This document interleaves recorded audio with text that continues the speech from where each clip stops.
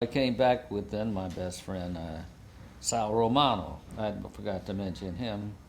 And also another person was Bob Shigio, who never came back. We were very good friends in Paris. We both found a loft, and we both joined this gallery. Brada is some Eastern European word, so it means brothers, I think. In Paris, we see this intense search of synthesis, whereas he is breaking down Cubist thought, Fauvist thought, French Impressionist thought, and we can see it step by step. Post-Cubist, both analytical and synthetic Cubist responses. You still see in Ed's work this ability to find new means to create various, formal inventions, to basically experiment with and explore unusual techniques. One could argue that the design strengths of his work come from that very traditional sort of training. I think that in fact would be, sort of the most conventional kind of explanation. I'm not so sure that that's the explanation, but that's his history, that he got to his abstraction from a very thorough grounding in a traditional figurative type of art. Figurative painting will always be here because of our ego. We will always want to know what our likeness. It'll always be of interest. Maybe abstract art might die out one day, and maybe one day it'll be thought about, maybe it's the loftiest of all the arts, right? But figure painting has to be here. It was always here, and it will always be here because we're human. I was so good at it in that context that I'm in the 4th grade. The 8th grade teacher asked me to do her class. One nun just said it, she came in, it must have been Easter, maybe. Her own sister, her real sister, had sent her a card of flowers or something. She asked me if I would put those flowers on the blackboard.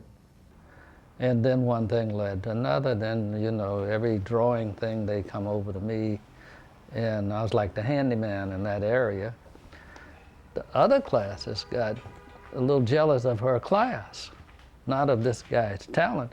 And they become, I remember, and this still I don't know the barter system. The 8th grade teacher asked me to draw on the blackboard. Now what could she have possibly offered me? The only thing I can think of is she must have said, you don't have to do homework. And I should have been doing homework. There was a drawing contest, and whoever would draw the best would get the star, the gold star. And it was a tree.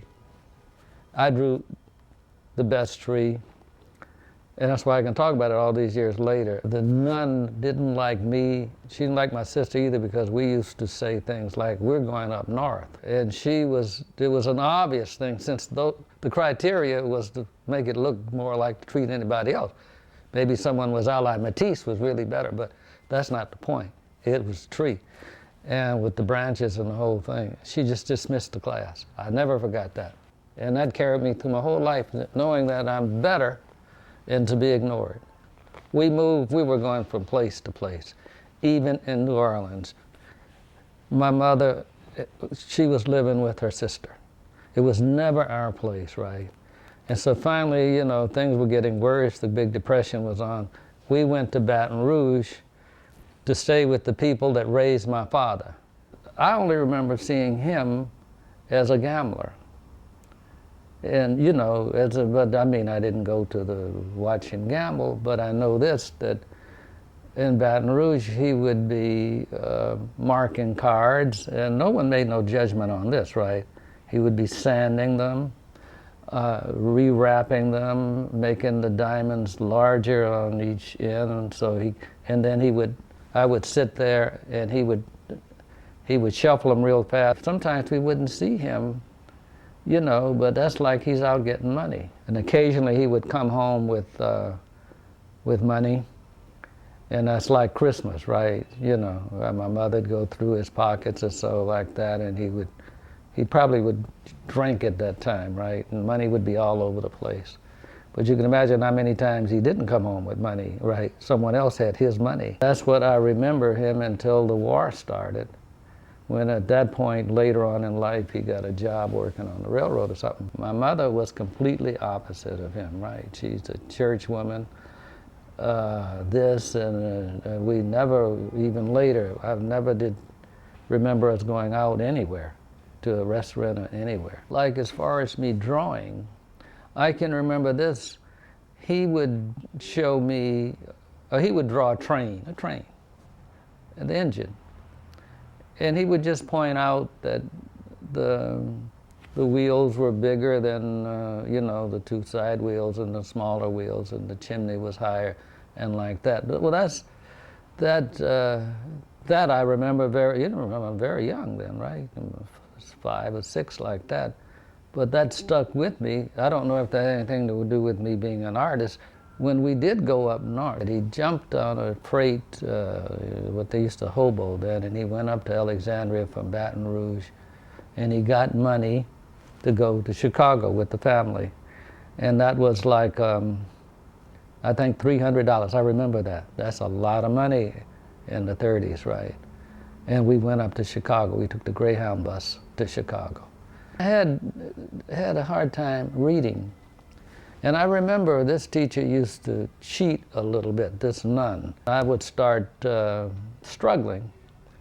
And then she would, I noticed after a while, she would just sort of, maybe the next 2 or 3 weeks, she'd say, well, where were we? And I'd get to the end and skip the other. That I won't forget, right, you know. That didn't help me. The war came, and I'm in high school. And I enlisted in the Air Force, the Army Air Force. And that changed my life because of the military, I was able to get the GI Bill. The GI Bill paid for everything. In case you don't know it, the bill would have paid for anyone. If you qualified, you could go to trade school if you got into school, or you could go to Oxford if Oxford accepted you. How are you going to paint pictures and not go to, you know, get training? In that self-portrait of 57, all of Ed Clark is in that portrait. Youthful idealism, truthfulness, everything you want to know about the artist is in that self-portrait. And everything to come out of him is in that self-portrait. It is said that Giotto once said this, in the high Renaissance art. He said, so you paint a human hand. He says, and you paint it perfect. You paint it exactly like a human hand. What have you got? No matter what I do, if I'm painting a portrait of you, and if I get it very exact, that's great facility to do that. But it's not you. You or you, it's an imitation of you, right? One of the things that happened in general, and that happened in the last, is the invention of photography.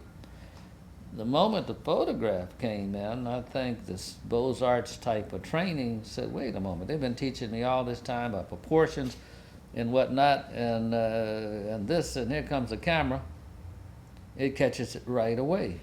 And that had a lot to do with the Impressionists and whatnot, I think, as it come, they could see the handwriting on the wall. French have a word, non-figurative, abstract, and, you know, but you might say when Michelangelo's got a twisted figure, he's abstracted the figure. A friend like Gentry, he says all art is abstract. How did you go abstract? Because I wasn't, for the same reason the abstract art must have came. Why did, and that don't mean I'm following Picasso, even though I followed Picasso because of his the Cubist, but for the same reason he must have been. Not only he wasn't just groping for another style, he was probably dissatisfied and bored with the you know 500 years of figurative painting. For color to be effective, an artist actually has to have a brilliant sense of design too, and he does. You see the spectrum in Clark. He's very much aware of what red, yellow, blue will do in terms of primaries, and then secondaries, you know, the oranges, the violets. Well, his colors are just so vibrant, and it's not, it's this movement, dramatic movement. You know, it could be a green mountain, you know. But most of the time, I remember sunrise and sunset in my native Philippines. It seemed that he had painted my hometown. We lived in a town near a beach, and the painting that my husband bought was like the panoramic sweep of this beach, you know, landscape, really heaven, you know. If you put horizontals in a picture, you get a landscape, you know, and that's like Rothko, whatever. It's abstract. They play with it in such a way that they load the top of the picture, weight the top of the picture, or do something so that, you know, reads against the landscape implications. I got a place through Emmanuel, through some other people, right on the beach in Salvador. I'm trying to do my work privately. It's the way we Westerners are, right? But I couldn't really tell anyone not to come watch me. And then one day I noticed, because it's a big studio, big place, this man started walking towards me. And I can't speak any Portuguese, but through sign language, I said, what? He said, well, what are you painting? Are you painting the sunset? And I says, no, I'm painting from my insides and whatnot. And I thought he was going to leave. I tried to intimidate him, but he just pulled up a high chair and he just watched me, right? Well, I heard that's in Africa too. You don't, the greats, the Benin sculptors and whatnot, even today, it's not like behind closed doors. But, and it's a little like Africa, Bahia. It's as near as you can get to Africa without going to Africa, it's Bahia. And so the guy just watched me. And then he listened to me, and as he left, put his hand on my shoulder, he said, you're painting the sun. He didn't say this, but he meant whether you know it or not. When I had the show less than a year later, on the announcement, I could see, you know, unconsciously it was all of that, reds and yellows and violet. In the 70s, we became very aware of it, although Ed was aware of it from the beginning. He gets a whole different feeling wherever he goes in this world. A lot of his paintings is based upon travel experience. And in knowing that, I suggested to him, why don't you come to Crete? I have a place there on the South Shore. So he said he would think about it, so he came. I just start working without looking out the window, just working on it, you know. And then when I forgot about it, then I did about 8 or 9 of them. And when I got back to New York, people said, hey, I like what you did in Crete. I didn't realize I was making a different, I was still doing the same work, but because I was in Crete, I was making other decisions in color and whatnot unconsciously. Looked different. So that started at Crete. And then so I said, well, you know, I wouldn't mind going to Africa. So that was the second trip. And sure enough, they were different. They had that terracotta look to it, you know, which is the soil, the color of the soil. And then after that, I must have gone to Mexico, I think. And I went all the way to the Yucatan. He makes light of things, but he's really quite a serious and profound painter. It was a singleness of purpose, it's a singleness of direction. I would say that he's still a loner in that he does what he does and wants to do, and he doesn't necessarily join in the fray.